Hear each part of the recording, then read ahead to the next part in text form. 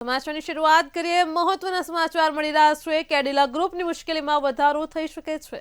તો સમાચાર સામે આવી રહ્યા છે। કેડિલા ગ્રુપની મુશ્કેલીઓમાં ફરી એકવાર વધારો થઈ શકે છે। ઉલ્લેખનીય છે કે કેડિલા ગ્રુપ અનેકવાર ચર્ચાઓમાં રહ્યું છે। ફરી એકવાર સમાચાર મળી રહ્યા છે તેમની મુશ્કેલીમાં વધારો પણ થઈ શકે છે।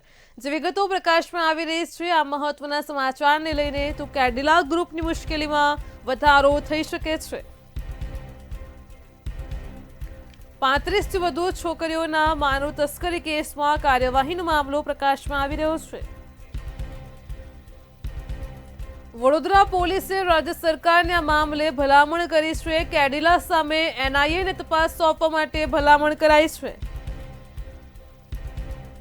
વડોદરા પોલીસ તરફથી ભલામણ પત્ર ગૃહ વિભાગને કરવામાં આવ્યો છે।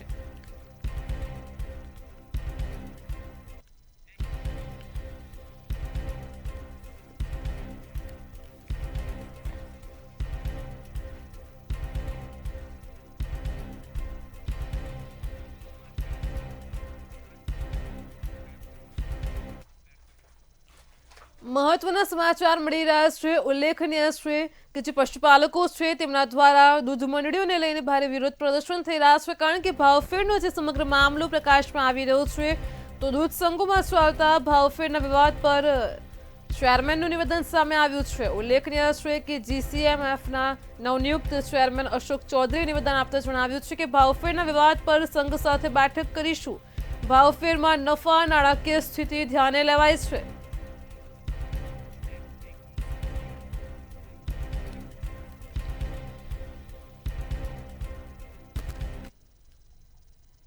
મહત્વના સમાચાર મળી રહ્યા છે। ગુજરાત કોઓપરેટિવ મિલ્ક માર્કેટિંગ ફેડરેશનના ચેરમેનનું ભવ્ય સ્વાગત કરવામાં આવ્યું છે। ઉલ્લેખનીય છે કે નવનિયુક્ત ચેરમેન અશોક ચૌધરીનું ભવ્ય સ્વાગત કરાયું છે। દૂધસાગર ડેરી ખાતે અશોક ચૌધરી પહોંચ્યા હતા।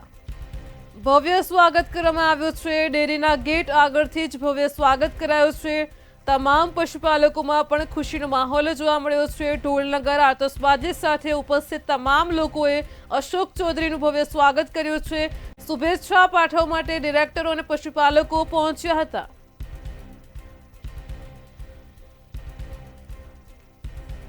તો જીસીએમએફના ચેરમેન અશોક ચૌધરીનું ભવ્ય સ્વાગત કરાયું છે।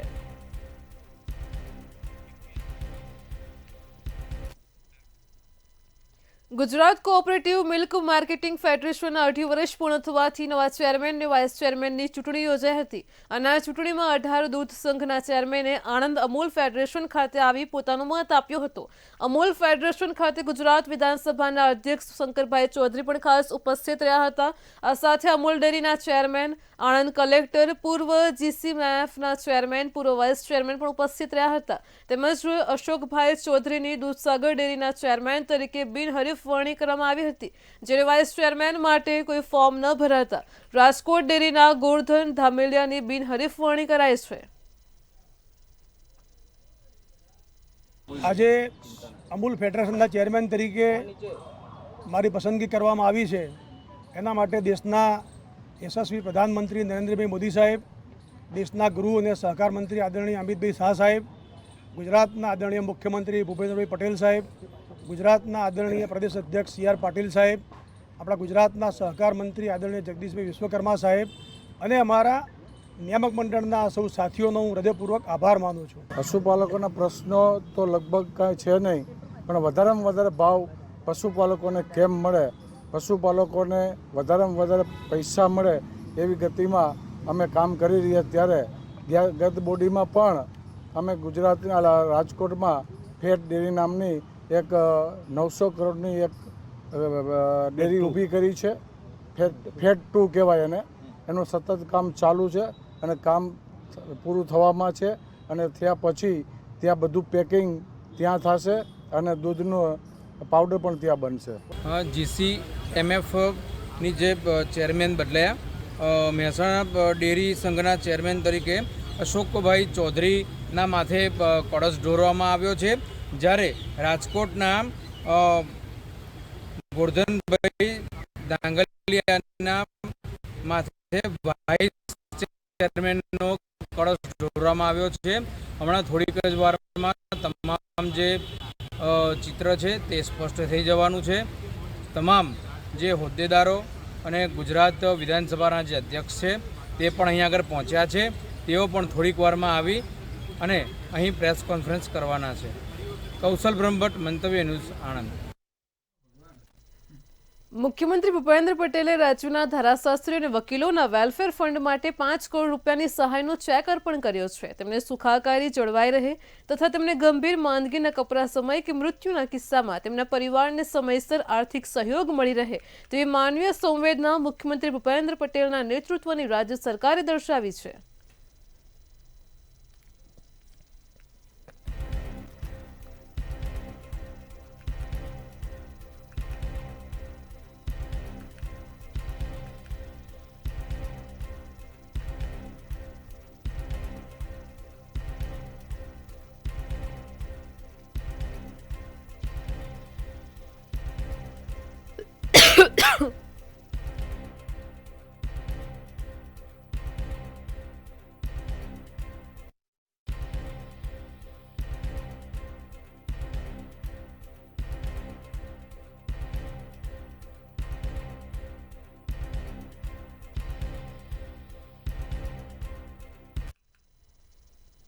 યંગ ઇન્ડિયન્સ દ્વારા અમદાવાદમાં ઐતિહાસિક વાયઆઈવી ઇમ્પેક્ટ કોન્ક્લેવનું આયોજન કરવામાં આવ્યું છે. તાજ સ્કાયલાઇનમાં 26મી જુલાઈએ મહિલાઓ માટે આ કોન્ક્લેવનું આયોજન કરવામાં આવશે.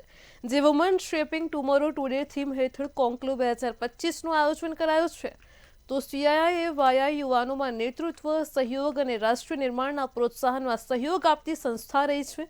આ એક દિવસીય કોન્ક્લેવમાં દેશભરના ઉત્કૃષ્ટ મહિલા નેતાઓ, પરિવર્તનકર્તાઓ અને દ્રષ્ટિકોણ બદલનારા ઉદ્યોગ સાહસિકો હાજરી આપશે. તો ભાજપ યુવા મોરચાની રાષ્ટ્રીય કાર્યકારિણી સભ્ય ભક્તિ શર્મા પણ હાજર રહેશે.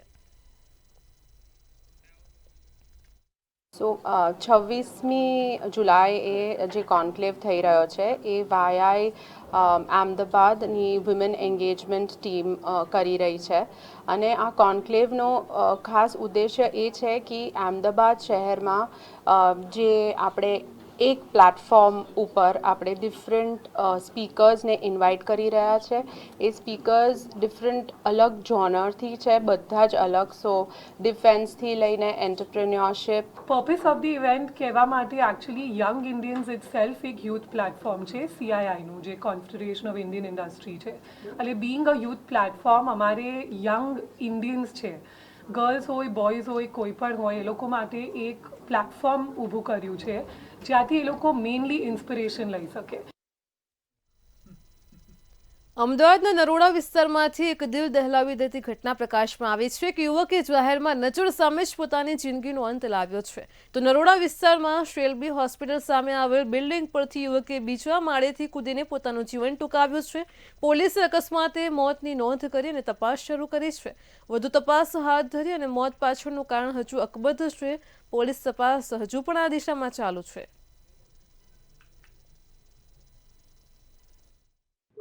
ત્રીજા માળથી શેલ્બી હોસ્પિટલ છે. શેલ્બી હોસ્પિટલની સામે આશીર્વાદ એવોની બિલ્ડિંગ. ત્રીજા માળથી એક યુવક છે નીચે અદમ્ય કારણોસર ચંપલા છે, જેના કારણે એ બાબતે પોલીસે જે તપાસ કરી બેંકમાંથી એક પાકીટ મળી આવે છે, જેમાં આધાર કાર્ડ મળી આવે છે. અને આધાર કાર્ડમાં એનું નામ પ્રદીપભાઈ નટુભાઈ ચૌહાણ.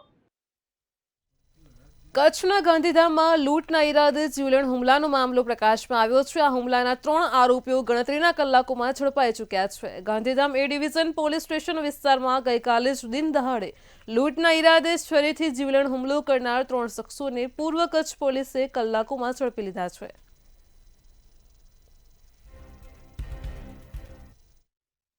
ગાંધીધામ ભચાઉ હાઈવેના જતા રસ્તા ઉપર એક માર્કેટ કોમ્પ્લેક્સ આવેલ છે. ત્યાં એક જે વ્યક્તિ છે જેમની જે દુકાન છે, રાજુભાઈ ઠક્કર, એ સવારે ત્યાં પોતાની દુકાન આવ્યા હતા અને જેમ એ ગાડીમાંથી બહાર ઉતરેલા ત્યારે એમની પાછળ જે છે 2 શખ્સો એ આવીને એમને ઉપર હુમલા કરે છે અને એમની પાસે જે બેગ હોય છે એમની લૂંટવાની અને લૂંટવાની કોશિશ કરે છે. અમદાવાદમાં સોસાયટીમાં કોર્પોરેશન દ્વારા પીજીને લઈને નિયમો જાહેર કરવામાં આવ્યા છે. સોસાયટીની એનઓસી વગર હવે પીજી ચલાવી શકાશે નહીં. આ સાથે જ ફાયર એનઓસી અને પ્રાથમિક સુવિધાઓ પણ રાખવી જ પડશે. પીજીમાં રહેતા લોકો માટે સોસાયટીમાં બોર્ડ લાગ્યા છે, તેમજ સોસાયટીઓમાં પીજી ન ચલાવવા અંગે પણ ઠરાવ પસાર કરાયો છે. તેમજ પીજીમાં રહેતા લોકોએ પણ નિર્ણયને આવકાર્યો છે. તો નોકરી કરતા અને ભણતા વિદ્યાર્થીઓની સુરક્ષા પણ જરૂરી છે.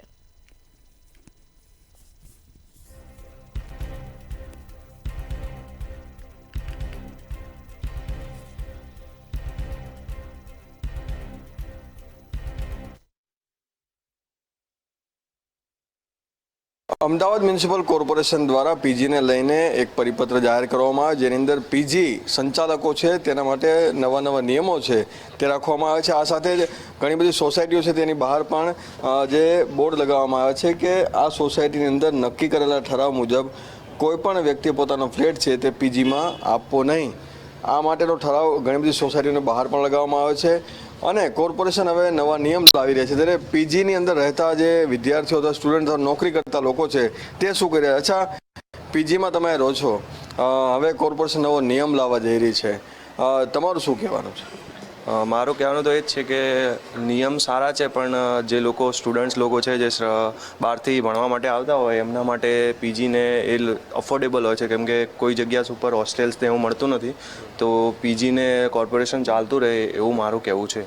અચ્છા, ઘણી વખત એવું પણ થતું કે જે અહીંના જે સ્થાનિક લોકો હોય છે એના અને પીજીના જે રહેતા લોકો છે એની વચ્ચે ઘણીવાર બવાલો પણ થતી હોય છે. એમાં છોકરાઓ ઉપર ડિપેન્ડ કરે છે. અમુક ટાઈમ છોકરાઓ એવા આવી જાય છે કે જેના લીધે આજુબાજુના લોકોને પણ હેરાનગતિ થતી હોય છે, પણ તમે જોવા જાઓ તો એવું કરવું જોઈએ કે ફ્લેટવાળાએ જોઈએ કે છોકરાઓને જોઈને પીજી આલવી જોઈએ, કે પીજી સંચાલકો કેવા છે એના ઉપર ડિપેન્ડ કરે છે, કે પીજી સંચાલકો ઉપર બી ડિપેન્ડ કરે છે છોકરાઓ કેવા લાવે છે. કોર્પોરેશને એવું પણ જાણ કરી છે કે હવે પરિપત્રમાં કે ફાયર એનઓસી હોવી જોઈએ અથવા ફાયરના સંસાધનો હોવા જોઈએ, સારી સુવિધાઓ હોવી જોઈએ પીજી સંચાલકો માટે ખાસ કરીને. એ બાબતે તમારું શું કહેવાનું? એના માટે બી કહેવું પડે, કેમ કે આપણા પાસ્ટમાં બી ઘણા એવા ઇન્સિડન્ટ બન્યા છે જેમાં ફાયર સેફ્ટી રહેતી નથી. જેમ કે સુરતમાં બહુ વર્ષ પહેલાં એક આખી હોસ્ટેલ અને એક પૂરી ઇન્સ્ટિટ્યૂટ બળી ગઈ હતી, જેના કારણે ફાયર સેફ્ટી પછી ગુજરાતમાં બહુ સારી રહી છે. અને હમણાં નેક્સ્ટ સમરમાં પણ પેલી રાજકોટમાં આગ લાગી હતી. તે મારા હિસાબથી ફાયર સેફ્ટી રહેવી બહુ જરૂરી છે, કેમ કે એના લીધે એકલું સ્ટુડન્ટ્સનું નહીં પણ બીજા બધા સંચાલકો, બીજા બધા જે રહેતા ફ્લેટમાં રહેતા એ લોકો માટે બી સેફ્ટી બની રહે. એટલે કે સંચાલકો માટે જે કોર્પોરેશન નવા જેવા કાયદા જે લાવી રહ્યા છે, તો એક તરફ જે સોસાયટીના સ્થાનિક લોકો છે તે આવી રીતે બોર્ડ લગાવી રહ્યા છે કે પીજીમાં મકાનો ભાડે ના આપવા, પરંતુ જે પીજીની અંદર રહેતા લોકો છે તેઓ પણ માંગ કરી રહ્યા છે કે સારી સુવિધા સાથેના સંચાલકો પીજી આપે અને સાથે સસ્તા પીજી આપે, તે પણ તેઓની માંગ રહેલી છે. કેમેરામેન પૂજન બ્રહ્મભટ્ટ સાથે મીર દુધરેજિયા, મંતવ્ય ન્યૂઝ, અમદાવાદ. વડોદરાના નંદેશ્વરી વિસ્તારમાં ઔદ્યોગિક વિસ્તારોમાંથી નદીઓમાં કેમિકલ છોડાતા જીવલેણ સ્થિતિ ઊભી થઈ છે. તો વાઘોડિયાના ધારાસભ્ય ધર્મેન્દ્રસિંહ વાઘેલાએ પણ ગંદા પાણી છોડનારી કંપનીઓ સામે કડક પગલાંની માંગ સાથે તંત્ર પર ગંભીર આક્ષેપો કર્યા છે. શું છે આ સમગ્ર મામલો? જોઈએ ખાસ રિપોર્ટમાં. વડોદરાના વાઘોડિયા, પાદરા અને નંદેસરી જેવી ઔદ્યોગિક પટ્ટે આવેલી નદીઓમાં ઔદ્યોગિક એકમો દ્વારા કેમિકલયુક્ત પાણી છોડવામાં આવી રહ્યું છે. આ દૂષિત પ્રવાહોના કારણે જમીન બાંજ થઈ રહી છે અને સ્થાનિકોને પાણી પીવા માટે પણ લાયક નથી રહ્યું. સ્થાનિક ખેડૂતોના મતે તેઓને ખેતી માટે પાણી મળતું નથી અને જે પાણી મળે છે તે પાકને નુકસાન પહોંચાડે છે. મેં આજ સુધી જોયું કે મારી સમજણથી અત્યાર સુધી આ નંદેસરી જીઆઈડીસી તરફથી જે લાલ પાણી મિની નદીમાં થઈ સીધું મહીસાગર નદીનું પાણી બી ખરાબ કર્યા છે. અને મેં તો જોયું કે જળચર જે જીવું છે, માછલી છે, બીજું કંઈ પશુ કોઈ પીતા હોય એ બધું બી આ પાણી જવાથી મરી જાય છે. મરેલા જોયા છે મેં, અને તરી જાય પાણીની અંદર. મને સમજણ આવી, મારે 65 વર્ષ જેવું થયું અત્યારે, ત્યારનો હું જોઉં છું કે આ જ પોઝિશન છે. કોઈ અધિકારી કોઈ કશું કરી શકતા નથી. અમે 3-4 વાર તો સેમ્પલિંગ હું આપી આવેલો જીઆઈડીસી, પણ કોઈ કશું કરતા નથી. ચોમાસું આવતાની સાથે જ અનેક કંપનીઓ જે છે કે તેમનું સ્ટોરેજ કરેલું કેમિકલ વાળું છોડે છે. હા, છોડે. જ્યારે વરસાદ પડે ત્યારે છોડે, એમને એમ ના છોડે. એમને એમ તો જીઆઈડીસીમાં આપે ભાઈ ટેન્કરો, પણ વધનું પાણી પછી પંપ ચાલુ કરી દે બધી કંપનીઓવાળા. ઘરની ગૃહિણીઓ 12-13 કિલોમીટર દૂરથી પીવાનું પાણી લાવવા માટે મજબૂર છે. ધારાસભ્ય ધર્મેન્દ્રસિંહ વાઘેલાએ જણાવ્યું કે એમના વિસ્તારમાં પાનોલી, અમર કેમિકલ અને કલગી કેમિકલ જેવી કંપનીઓ માત્ર લોભ માટે આવા ભયાનક પ્રવાહો છોડે છે. આ કંપનીઓ વિરુદ્ધ કનેક્શન કાપવાની કાર્યવાહી શરૂ કરાઈ છે અને નોટિસ પણ આપવામાં આવી છે. આ જે કંઈ તમામ કેમિકલ છોડતી કંપનીઓની ઉપર કલેક્ટરશ્રીએ જીપીસીબીને જાણ કરી અને દરોડા પડાવીને આ જે કંઈ એકમો હતા એની ઉપર કાયદેસરની કડક કાર્યવાહી કરવાની સૂચના આપી છે અને 3 કંપનીઓને ક્લોઝર નોટિસ આપી છે અને એ લોકોનું જીવીબીનું કનેક્શન કાપવા સુધીની કાર્યવાહી કરવામાં આવી છે અને આ ખરેખર દુઃખદ બાબત છે. સ્થાનિક નાગરિકો અને ખેડૂતોએ મંતવ્ય ન્યૂઝ સામે વેદના વ્યક્ત કરતા જણાવ્યું કે છેલ્લા અનેક વર્ષોથી વાટ જોતા રહ્યા છીએ પણ તંત્ર માત્ર નોટિસ આપી સંતોષ માને છે. જીપીસીબી અને સ્થાનિક તંત્ર સામે ગંભીર આક્ષેપ ઉઠ્યા છે કે કંપનીઓ પાસેથી લાંચ લઈને તેઓ કાર્યવાહી અટકાવે છે. વડોદરા શહેરના નજીક આવેલા નંદેસરી વિસ્તારમાં 1000થી વધુ ઔદ્યોગિક એકમો આવેલા છે અને આ એકમો દ્વારા ગેરકાયદેસર રીતે કેમિકલયુક્ત પાણી જે છે તે નદીમાં છોડવામાં આવતું હોય છે. મહત્વની વાત છે કે આ પાણીના કારણે જળસ્તર તેમજ જે કહી શકાય કે ભૂમિના સ્તર છે તે પ્રદૂષિત થઈ રહ્યા છે, જેને લઈને હવે સ્થાનિકોની લોકમાંગ ઉઠી રહી છે કે આ કેમિકલયુક્ત પાણી બંધ કરવામાં આવે અને આવી કંપનીઓ વિરુદ્ધ કહી શકાય કે કાર્યવાહી કરવામાં આવે. મુખ્યત્વે વાત કરીએ તો છેલ્લા કેટલાક વર્ષોથી આ જ પ્રકારે પાણી જે છે તે ચોમાસા દરમિયાન જે કંપનીઓ જે છે કે તેઓ દ્વારા સ્ટોરેજ કરવામાં આવતું હોય છે. ત્યારબાદ આ પાણી જે છે તે સીધું જ મિની નદી સહિત જે તમામ નદીઓના સ્તર જે છે સતત કહી શકાય કે આ જીપીસીબીના તંત્રના આંખ નીચે આ કંપનીઓ જે છે તે આ પ્રકારના કાર્યવાહી કરતી હોય છે. ક્યાંક ને ક્યાંક તંત્ર અને અધિકારીઓની મિલીભગતના કારણે આ પ્રકારનું પાણી જે છે તે છોડવામાં આવી રહ્યું છે અને છતાં પણ તંત્ર દ્વારા કહી શકાય કે આવા ઔદ્યોગિક એકમો ઉપર કાર્યવાહી કરવામાં નથી આવતી. કેમેરામેન મિલિંદ મહેલે સાથે જયંતિ સોલંકી, મંતવ્ય ન્યૂઝ, વડોદરા. સુરતના કતારગામ ખાતે આવેલા કંઠારિયા હનુમાન મંદિર ખાતે 1.25 લાખ રુદ્રાક્ષથી શિવલિંગ બનાવવામાં આવ્યું છે. પવિત્ર શ્રાવણ માસ નિમિત્તે મોટી સંખ્યામાં ભક્તો શિવલિંગના દર્શન કરી શકે આ હેતુથી શ્રાવણ માસ પહેલા ભક્તો માટે અનોખું શિવલિંગ તૈયાર કરાયું છે. તો ખાસ કરીને અહીં શ્રાવણ માસ પત્યા પછી ભક્તોને પ્રસાદી રૂપે રુદ્રાક્ષ પણ આપવામાં આવશે. આખો મહિનો આનું દર્શન માટે લોકો દૂર દૂરથી આવતા હોય છે. રોજના ઘણા લોકો દર્શન કરવા માટે દૂર દૂરથી આવે છે અને શ્રાવણ માસ પૂરો થાય એટલે આ જે રુદ્રાક્ષ છે એ દરેક ભક્તોને અમાવસના બીજે દિવસે આપણે પ્રસાદી રૂપે કંઈક આપણે આપીએ છીએ. એનું કોઈ આપણે સારા લેતા નથી અને ફ્રીમાં આપણે આપીશું. દર વખતે હરિદ્વારથી રુદ્રાક્ષ લાવવાના અને આ રુદ્રાક્ષનું અમારું ભક્ત મંડળ છે અહીંનું એ ભક્ત મંડળ બનાવે 2 મહિના 3 મહિના સુધી. હજી એનું કામ ચાલે છે ત્યારથી. આની અંદર 1.25 લાખ જેવા રુદ્રાક્ષ લાગશે અને એ રુદ્રાક્ષ બધા ભક્તો કોઈ 2 લઈ જાય, કોઈ 5 લઈ જાય, કોઈ 10 લઈ જાય, પ્રસાદી રૂપે બધા દર વખતે લઈ જાય છે. વડોદરાના ગોરવા વિસ્તારમાં એક ચોંકાવનારી ઘટના બની છે કે જ્યાં આર્થિક સંકળામણના કારણે એક પરિવારે સામૂહિક આપઘાતનો પ્રયાસ કર્યો છે. આ ઘટનામાં સુભાષ દેવડા, તેમની પત્ની સુરેખા દેવડા અને તેમનો 5 વર્ષનો પુત્ર પાનવ દેવડાનો સમાવેશ થાય છે. તો દવા પીધેલ 3 વ્યક્તિઓને હાલ તો એસએસજી હોસ્પિટલમાં સારવાર લઈ રહ્યા છે. આ બાબતે પતિ સુભાષ દેવડાનો કંઈ પણ કહેવાનો ઇનકાર કર્યો છે.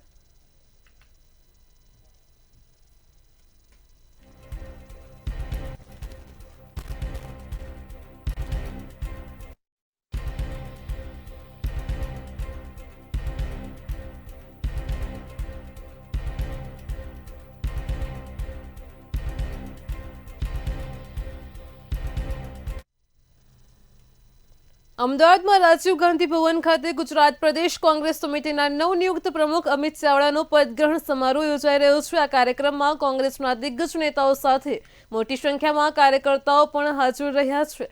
આ પદગ્રહણ સમારોહને સંકલ્પ દિવસ નામ આપવામાં આવ્યું છે. આ સમારોહમાં પૂર્વ કોંગ્રેસ પ્રદેશ પ્રમુખ શક્તિસિંહ ગોહિલ, કોંગ્રેસ સાંસદ ગિનીબેન ઠાકુર, પ્રદેશ કોંગ્રેસ પ્રભારી મુકુલ વાસનિક, પૂર્વ અધ્યક્ષ જગદીશ ઠાકોર, કાર્યકારી પ્રમુખ શૈલેષ પરમાર સહિતના ધારાસભ્યો, નેતાઓ પણ હાજર રહ્યા. ત્યારે પદભાર ગ્રહણ પહેલા રાજ્યભરમાંથી આવેલ કાર્યકરોને સંબોધતા નવનિયુક્ત પ્રમુખ અમિત ચાવડાએ જણાવ્યું કે ભ્રષ્ટાચારી અને કુશાસન હટાવવા માટે એકઠા થયા છીએ. આપણી વચ્ચે તમામ મોટા હોદ્દેદારો અને પ્રભારી પણ રહ્યા છે. કાંટા ભલે મને વાગે, કાર્યકરોને નહીં વાગવા દઉં. આમ ભૂમાફિયાઓ અને મેડિકલ શિક્ષણ માફિયાઓ પણ બેફામ છે. આ વાતનો પણ તેમણે સંબોધનમાં ઉલ્લેખ કર્યો હતો.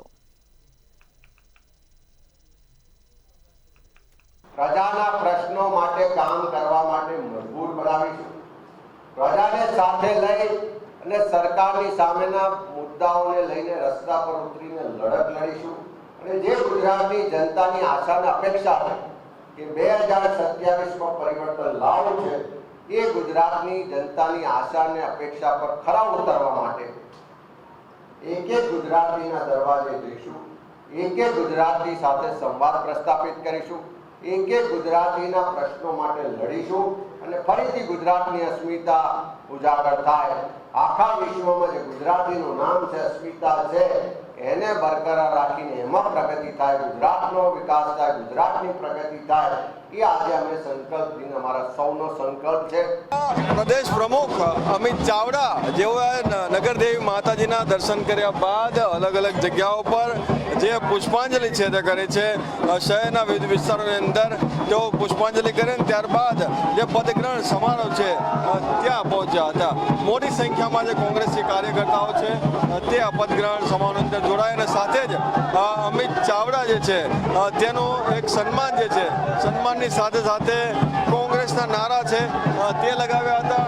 તમામ જે કાર્યકર્તા છે તેમાં ખુશીનો માહોલ છે તે જોવા મળ્યો અને સાથે જ મોટી સંખ્યામાં જે કોંગ્રેસી કાર્યકર્તા છે તેઓએ આ પદગ્રહણ એટલે કે અમિત ચાવડા જ્યારે ફરી વખત કોંગ્રેસના જે કાર્યકર્તા બન્યા છે તમામ કાર્યકર્તાઓની અંદર કાર્યકર્તાથી લઈને પ્રદેશ પ્રમુખ સુધીની બીજી સફર અમિત ચાવડાની, ત્યારે કાર્યકર્તાથી લઈને તમામ જે હોદ્દેદારો છે તેમાં પણ એક ખુશીનો માહોલ છે તે જોવા મળી રહ્યો છે. ત્યારે આગામી દિવસોમાં કોંગ્રેસ હવે કેટલું મજબૂતાથી આગળ વધે છે અને લોકોના પ્રશ્નો કેવી રીતે ઉઠાવે છે તે જોવાનું રહ્યું. કેમેરામેન પૂજન બ્રહ્મભટ્ટ સાથે મીર દુધરેજિયા, મંતવ્ય ન્યૂઝ, અમદાવાદ. અમદાવાદના સાઉથ બોપલ વિસ્તારમાંથી આપઘાતની ઘટના પ્રકાશમાં આવી છે. મેરીગોલ્ડ એપાર્ટમેન્ટમાં રહેતા એક 46 વર્ષીય યુવાને 14મા માળેથી પડતું મૂકીને જીવન ટૂંકાવ્યું છે. સવારે પત્ની એક્સરસાઇઝ માટે ગઈ હતી અને તે દરમિયાન આપઘાત થયાનું પ્રાથમિક તારણ છે. સમગ્ર મામલે પોલીસે વધુ તપાસ હાથ ધરી છે.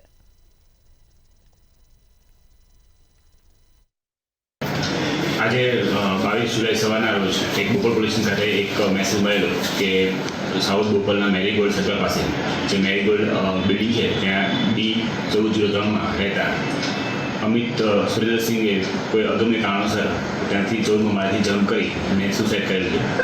એ બાબતે જ્યારે એમને જમ્પ કર્યું તો નીચે એમના વાઇફ રીટાબેન છે એમને 108 બોલાવી ત્યાં સરસ્વતી હોસ્પિટલ ખાતે લઈ ગઈ. ત્યાં સરસ્વતી હોસ્પિટલે ફરક ડૉક્ટરે એમને મૃત જાહેર કર્યો. અમદાવાદ શહેરના દિલ્હી દરવાજા વિસ્તારમાં યુગલે છરી વડે હુમલો કરીને હોમગાર્ડ જવાનની હત્યા નિપજાવી દેતા ચકચાર મચી ગઈ છે. તો હોમગાર્ડ જવાન પર ક્રૂરતાપૂર્વક હુમલો કરતા જવાનના આંતરડા પણ બહાર આવી ગયા હતા. પોલીસે આ મામલે હત્યાનો ગુનો નોંધી અને યુવક અને યુવતીની અટકાયત કરી છે. મેરી બીબી કો ક્યું દેખતા હૈ તેમ કહ્યું અને આરોપીએ હોમગાર્ડ જવાન સાથે ઝઘડો કર્યો અને જીવલેણ હુમલો કર્યો હોવાનું પ્રાથમિક તપાસમાં સામે આવ્યું છે. મરણ જનાર કિશનભાઈ રમેશચંદ્ર શ્રીમાળી નાઓને બદરુદ્દીને એવું કહેલ કે તું મેરી બીવી કે સામને ક્યું દિખતા હૈ, એટલે પેલા એવું કહ્યું કે હું ક્યાં તારી મિસિસ સામે જોઉં છું. તો આને ગાળો બોલી બદરુદ્દીને. પેલાએ કીધું કે તું બહાર આવી જા, રોડ પર ખબર પડે તને. તો બદરુદ્દીને એને રોડ પાસે બોલાવી અને ત્યાં ગાળો બોલી. શરૂઆતમાં એ લોકોએ સામાન્ય મારામારી અને બદરુદ્દીન પાસે છરી હતી જે કિશનના ડાબી બાજુ, પેટના ડાબી બાજુ મારી દીધેલ અને ત્યાંથી આ મહિલા અને બદરુદ્દીન બંને ત્યાંથી ભાગી ગયેલ. ત્યારબાદ આ મેસેજ મળતા અમારી ક્રાઇમ બ્રાન્ચની ટીમો સ્થળ પર પહોંચી અને સીસીટીવી અને અમને વ્હીકલ નંબર મળેલ અને હ્યુમન ઇન્ટેલિજન્સથી નીલમ પ્રજાપતિનો નંબર મળી ગયેલ અને ચંડોળા પાસે આ લોકો ઊભા હતા ત્યારે આપણી ટીમે તેમને ત્યાંથી ઝડપી લીધેલ છે. કેન્દ્રીય ગૃહમંત્રી અમિત શાહની સૂચનાથી પ્રભારી મંત્રી હર્ષ સંઘવીની અધ્યક્ષતામાં આજે ગાંધીનગર શહેરના રોડ રસ્તાઓ તેમજ ડ્રેનેજના કામો બાબતે તાકીદની ઉચ્ચ સ્તરીય સમીક્ષા બેઠક યોજાઈ હતી.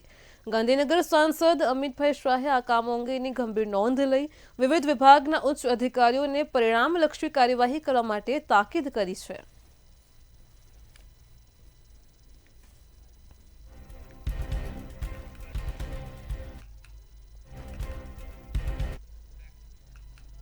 વડોદરા શહેરમાં સ્માર્ટ મીટરનો ગજબનો કમાલ જોવા મળ્યો છે. ગ્રાહકના લાઇટ બિલમાં મોટો ગોટાળો સામે આવ્યો છે. સ્માર્ટ મીટરથી ₹7,81,000નું ચોંકાવનારું બિલ સામે આવ્યું છે. 3 મહિનાનું એવરેજ બિલ 3,000 થી 4,000 રૂપિયા આવતું હતું અને હવે સીધું 7 લાખ રૂપિયા આવતા ગ્રાહકોમાં પણ ભારે રોષ છે. અગાઉ પણ સ્માર્ટ મીટરમાં લાખોનું બિલ આવવાના બનાવો બની ચૂક્યા છે.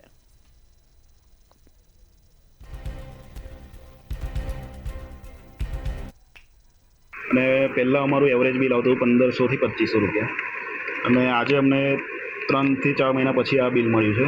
એ મને સવારે રિમાઇન્ડરથી હજુ બિલ નથી મળ્યું અને સવારે મેલમાં રિમાઇન્ડર આવ્યો હતો કે બિલ આટલું પે કરવાનું 7,81,000 આવ્યું. એના પછી મને લાગ્યું કે આ ખોટું બિલ છે એટલે મેં MGCની સાઇટ પર ચેક કરી તો ત્યાં પણ મને એ જ જાણકારી મળી કે એ જ બિલ છે અને એના પછી મેં કસ્ટમર કેરમાં કોલ કર્યો તો એ લોકોએ કીધું કે આ જ બિલ છે તમારું. તો મેં કીધું આ ખોટું બિલ છે, મારું એવરેજ આટલું આવતું હતું ને આટલું કેમ? તો એ લોકોએ કમ્પ્લેન લીધી છે. હવે કમ્પ્લેનનો જવાબ શું આવે છે એનો વેઇટ કર્યો. મહેસાણા ખાતે ONGCના કર્મચારીઓ અને અધિકારીઓએ ONGCમાં ચાલતા ખાનગીકરણના પ્રયાસ સામે વિરોધ નોંધાવ્યો છે. તો સંસ્થામાં કોન્ટ્રાક્ટર પદ્ધતિના અમલ સામે આંદોલન કરી કર્મચારીઓએ રેલી પણ યોજી હતી. તેમણે સ્થાનિક ગુજરાતીઓને ભરતીમાં પ્રાધાન્ય આપવા, બંધ કરાયેલ મેડિકલ ક્રેડિટ ફેસિલિટી ફરી શરૂ કરવા, વર્ગ અપડેટ અને સુરક્ષા સંબંધી માંગણીઓને લઈને અધિક કલેક્ટરને આવેદનપત્ર આપ્યું હતું. તો ONGC કર્મચારીઓ અને અધિકારીઓએ ચેતવણી આપી છે કે જો માંગણીઓ ન સ્વીકારાય તો આંદોલન તીવ્ર બનાવવામાં આવશે. અમારી માંગ એ બાબતની છે, ભારત દેશની અંદર આખા ઓનશોર પ્રોડ્યુશન જે કહેવાય એ ગુજરાત છે. ગુજરાતની અંદર સૌપ્રથમ મહેસાણા, અમદાવાદ, અંકલેશ્વર અને ખંભાત આટલું મોટું પ્રોડ્યુશન એસેટો હોવા છતાં જે કોન્ટ્રાક્ટ પ્રથા આવી રહી છે એનો અમે સખત વિરોધ કરીએ છીએ. બીજું કે અમારા સ્થાનિક લેવલે અમારા ગુજરાતીની જે ભરતી થવી જોઈએ એ નથી થતી. બીજું અમારા 4 વર્ષના ટર્મ બેઝના જે ફિલ્ડ ઓપરેટર છે એ લોકોને 50 વર્ષે જે કાઢી મૂકે છે એ ખરેખર બહુ મોટો અન્યાય છે. કેમ કે જે કોન્ટ્રાક્ટ પ્રથાની અંદર પણ લખેલું છે અને મદ્રાસ હાઈકોર્ટનું પણ જજમેન્ટ છે કે 60 વર્ષે જ રિટાયર કરવા TBFO ફિલ્ડ ઓપરેટરને, તો એ પણ અમારા ગુજરાતીઓને બહુ મોટો અન્યાય કરવામાં આવે છે. મેટ્રો 10માં હાલ આટલું જ. પડે પણની અપડેટ માટે જોતા રહો મંતવ્ય ન્યૂઝ. નમસ્કાર.